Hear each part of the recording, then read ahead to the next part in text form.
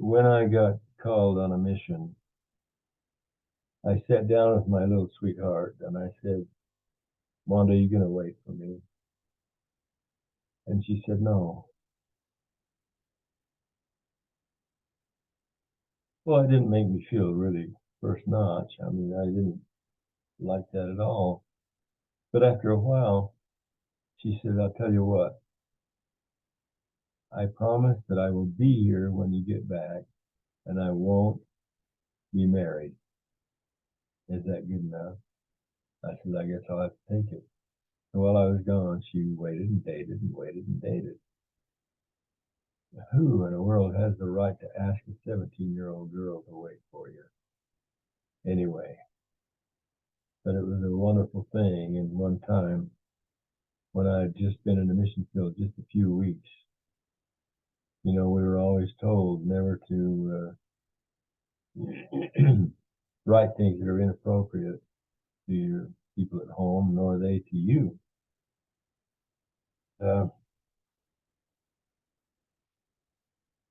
has been about 2 weeks, and I decided, man, I can't stand this anymore. I've just got to have a little bit of, what do you call it? Those words that make you feel so good. What's it called? Mush? Mushy words, yeah. And so I wrote a letter and I told her that to ask her if she couldn't just add a little bit of mush to her letters. And so then I went to work, and in those days, we just knocked doors, one door after another after another. We had some success, but it was a lot of work. Excuse me. Finally, it came time for the mail in about a week, and I kind of felt like that the response to that letter would be there. And we got home, and sure enough, I had two letters, a skinny one and a fat one. And I thought, I'll save this for dessert, and I'll read the skinny one. It was my companion's turn to prepare lunch, as we did it in those days. And so I went over and laid on the cot on my back and opened the little letter, and it just said, news, news, news, news, news, love, Wanda. I thought, yeah, there's a reason for this big fat one. So I grabbed the big fat one as I was laying on my back, and I tore it open. And out on my chest piled up a big pile of oatmeal with a little note that said, is this enough mush? And that's all the mush I got for 2 years.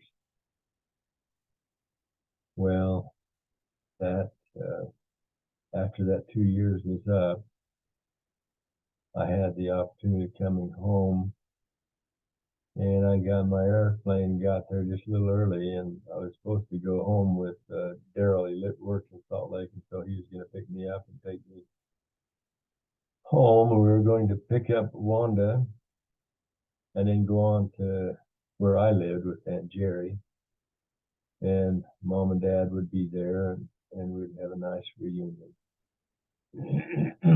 Well, of course, I was supposed to already be there, and so it was Daryl that was going to be taking her over to Jerry's, and that's where she'd meet me. But I was there, so Daryl took me home and bought me a hamburger. And when it was time to go over there and meet, oh no, I'm so sorry.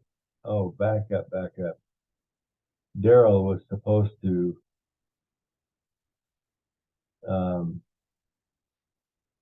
stop and pick up Wanda and take her to the airport, where I was to be getting there a little later than usual. Then I got there. I got there at noon, and it was like I was supposed to be there at 7 o'clock or something like that. Anyway, when we got to Wanda's place, I was already in the car, and I walked up on the step and knocked on the door, and her mother came to the door, and she looked in and looked at me, and it was like she wasn't sure who she was looking at. And she just backed up and didn't say a word. So I walked in, and Wanda, assuming it was Daryl, said, this is the right place. And she stood up and she saw me. And she came over to me and she said, well, let me look at you. And she didn't want to look, she wanted to hold. She put her arms around me and just about welded my pants to my legs. I mean, I was just, you don't get close to girls in the mission field. And all of a sudden I had this beautiful woman with her arms around me. Wow, that was really something. And then she pushed me over in the corner and kissed me.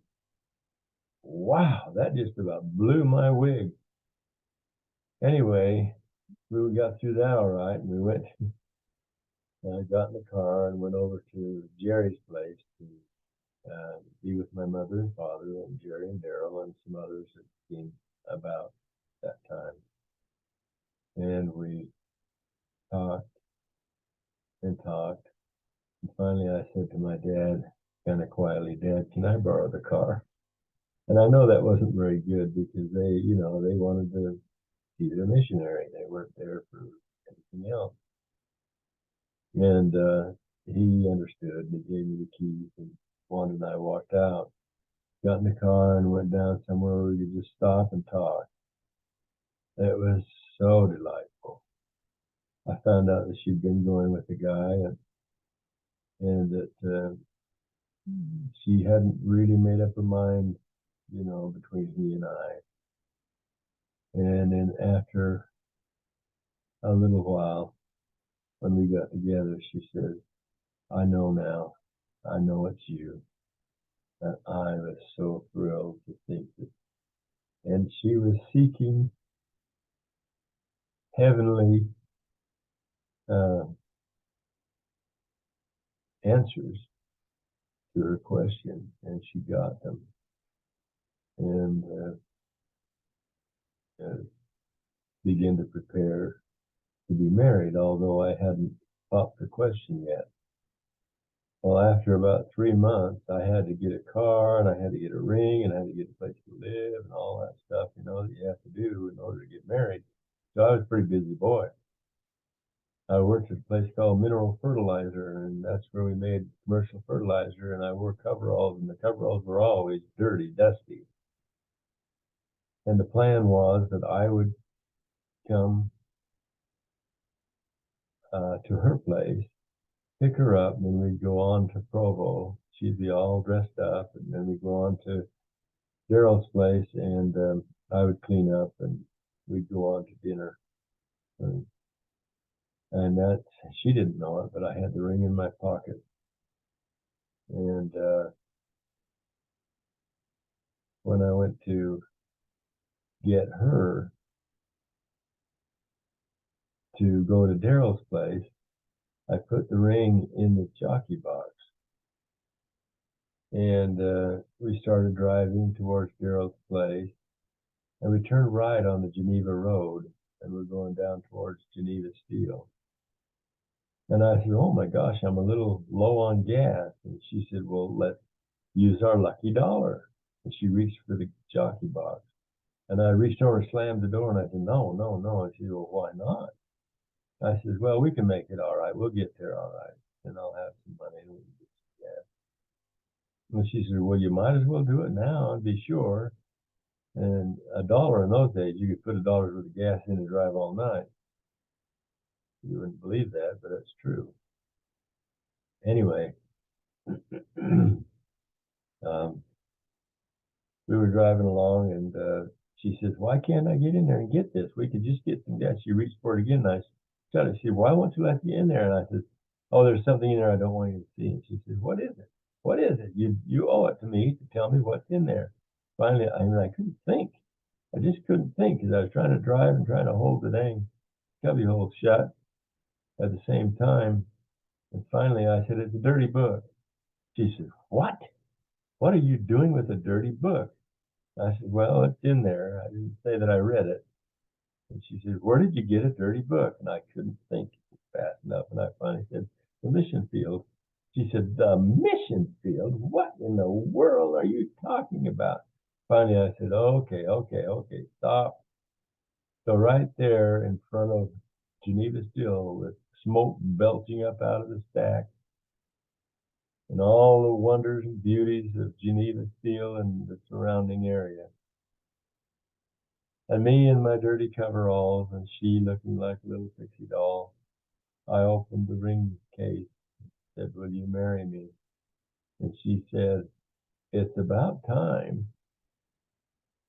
Well, the rest is history, but it was certainly an interesting way to get engaged. We never did make it to the dinner.